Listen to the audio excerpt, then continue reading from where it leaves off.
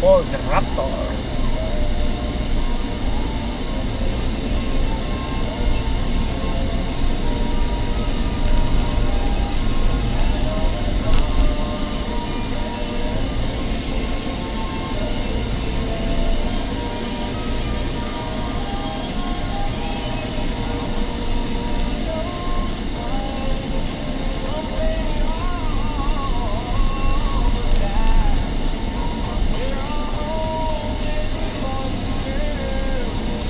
Rush.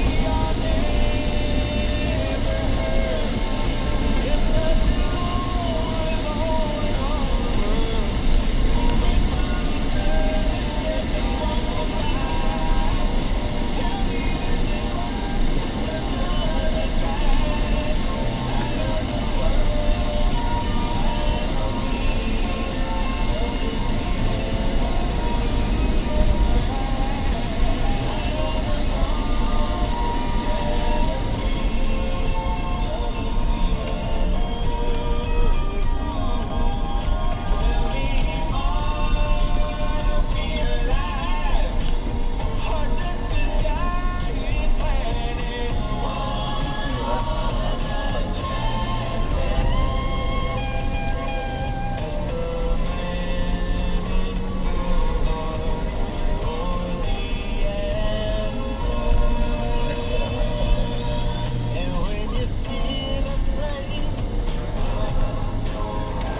Pakinggan ngayong Biyernes sa Summa sa Puso. Ayoko nga ako magpakasal. Baka bata ako pa ho. 23 anis pa lang ako. Yung mga kaidaran ko, nakakapagsaya at nakakapamasyal pa sa plaza kung kailan nila gusto. Nakakapunta sila kung saan-saan. Samantalang ako, ipapatali nyo na ako. Ayoko nga, hindi ako papayag.